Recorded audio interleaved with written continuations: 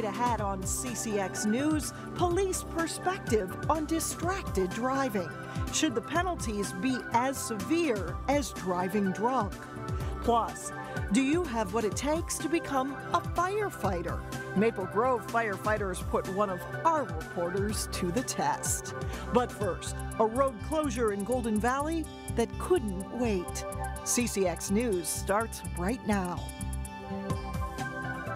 Hello everyone and thanks for joining us. Road closures are a common sight around the metro now that construction season is indeed in full swing. But as Delane Cleveland explains, city officials in Golden Valley have blocked off a road near City Hall for reasons that go beyond normal wear and tear.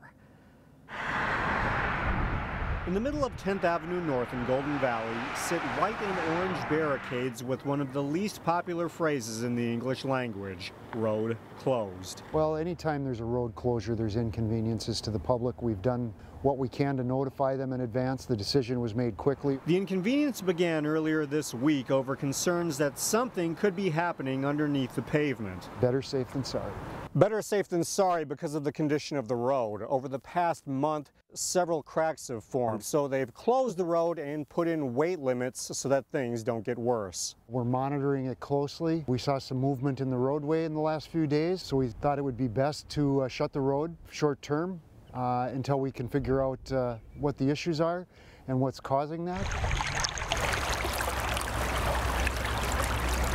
One potential cause could be related to nearby Bassett Creek, specifically the condition of culverts that move the creek under 10th Avenue and the adjacent railroad tracks. They're old enough that there's been rust and decay in the pipes that's causing the pipe to develop some issues that cause us concern about the structural integrity. The maintenance of the pipes is the responsibility of the City of Golden Valley and the Union Pacific Railroad. The city's portion, we're anticipating at this point a repair somewhere in the vicinity of $1.5 million. Due to the rapid deterioration of the culverts, the city is pushing for the pipes to be replaced as soon as possible. We're monitoring the width of the cracks. We're monitoring changes in the pavement and the manhole surfaces just to keep an eye on it. The city is hoping the state can help cover the repair. In the meantime, 10th Avenue will remain closed amid concerns that the culverts could fail. In Golden Valley, Delane Cleveland, CCX News. City officials say they may be able to open the road in the next few days, but there's a possibility they could keep the road closed until they can replace the culverts later this summer. In Plymouth, just a year and a half after Meadow Ridge Elementary School was built, expansion plans are already moving forward. Tremendous growth in the northwest part of the city is causing the earlier than anticipated expansion. The school is planning 2 additions totaling 17,000 square feet, with the larger of the 2 on the east side of the building where 10 classrooms will be added, serving roughly 200 new students. The Plymouth City Council is expected to vote on the expansion on May 23rd. And that's not the only building plans that are going on in the Wayzata district. Another new elementary school is in the plans to be built on the Medina border. State law enforcement agencies issued more than 1,000 citations for distracted driving in a 2-week span last month. Maple Grove police were among the busiest, with 44 drivers cited. The driving to a DWI, if you watch somebody, the delays in leaving an intersection, crossing the lanes of traffic, going through stop signs, going through stoplights. Police watched for texters at one of the busiest intersections in Maple Grove, Elm Creek and Weaver Lake Roads. The current fine for a first-time distracted driving offense is $50, and some want tougher penalties, but others say that won't necessarily be a deterrent. I honestly don't know if it would help. People have a connection to their phone and they think that it has to be immediate and it can't wait. We've gotten so phones are... According to a survey by the Star Tribune, 78% of Minnesotans said the penalty for texting behind the wheel should be as severe as a DWI. Never an accident, never a speeding ticket, okay? That's what I expect from you. Side mirror, rear view, blind spot, just memorize. An Armstrong High School student took second place in the nation and won the People's Choice Award for this video on distracted driving. Gabe Hostetler entered the National Teen Drive 365 Video Challenge. Gabe won a total of $15,000, which he will put toward his college education to further explore filmmaking. Today is International Firefighters Day. The Maple Grove Fire Department is looking for a few good men and women, and today they showed reporter Sonia Goins what it takes to join the ranks.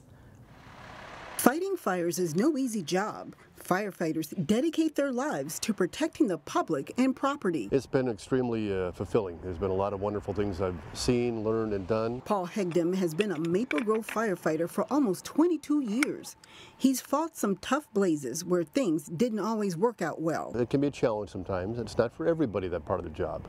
But for me, it has not been a problem. You just deal with it and move on. In Maple Grove, there are 94 paid on-call firefighters and 11 who work full-time. The department also includes 10 females. Pretty much everything that males can do, I can do.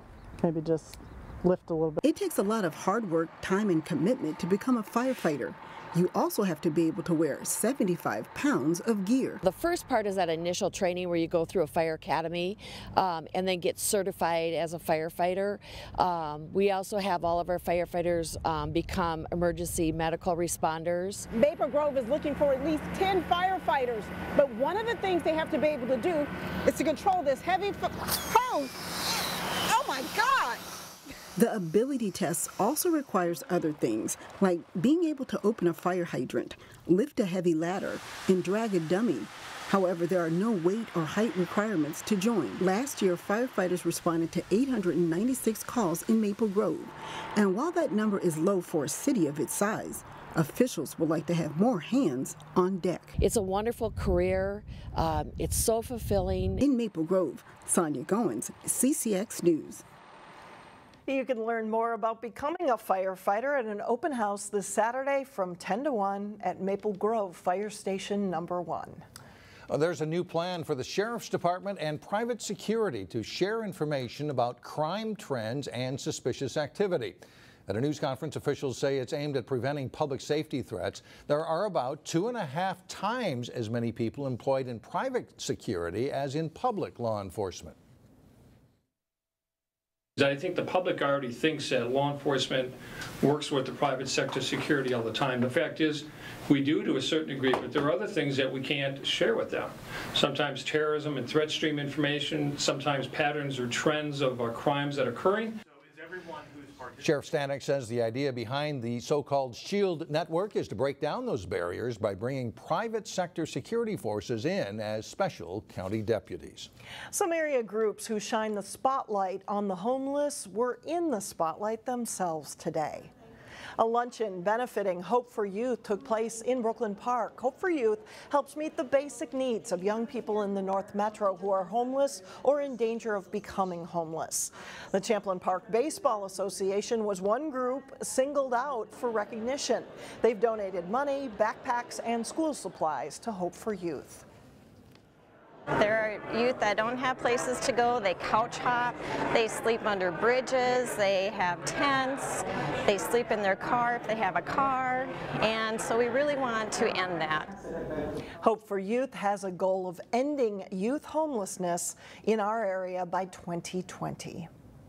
Still ahead on CCX News, a Park Center standout student who calls himself one of the most competitive people on the planet. Plus, after a slow start, the Maple Grove baseball team is on a roll. We catch up with a hot Crimson team in sports. But first, a fantastic Friday, 70s and sunny. We'll be right back. This week's standout student is a young adult driven to succeed. A Park Center senior, Andrew Chen, is already proving he's a force in a unique arena. I really do like math and chemistry. Those are my strong suits. I love them so much. At Park Center High School, all right, next page. Senior Andrew Chen is one of those students best described as all in. Give 3 uses of antibiotics. Driven to succeed, hardworking, and motivated all describe Chen too, but he has a slightly different word for it. I am probably the most competitive person on this planet when it comes to board games, volleyball, or academics too. I always strive to be the best. I always strive to do my best. We'll set the stage with theater. Andrew had never been in theater before when he decided to audition for the lead role in this spring's musical of Mary Poppins. Though Andrew ended up with a supporting role instead, he was also tapped to serve as dance captain, teaching other students the choreography. We needed somebody in that role that was a leader and who kids look up to, and it's difficult to do that sometimes with your own peers, but he really stepped up to the challenge. We were really proud of the work he did. It's volleyball, though, that serves as the best example of Andrew's drive and determination. As much as I love it, I just always in my mind and always in my heart. The son of a volleyball coach, Andrew has been playing the sport since he was 6 years old. Club teams are where he's honed his skills, since boys volleyball isn't offered in high school athletics, though college will be a different story. It was an intense moment when I got the call from my coach saying, we're offering you a scholarship to go play men's volleyball at a college. Okay, explain 3 reasons why. This standout student will attend Clark University in Dubuque in the fall on an athletic and academic scholarship. He just is a kid that will go very far in life because of his self-motivation and his ability to just work really hard to achieve the goals that he wants to achieve. And Andrew plans to go to medical school after college. Still ahead, students at Robbinsdale schools feel the force. But first, it's a battle of unbeatens as Maple Grove takes on Anoka in boys lacrosse. John Jacobson has the highlights next.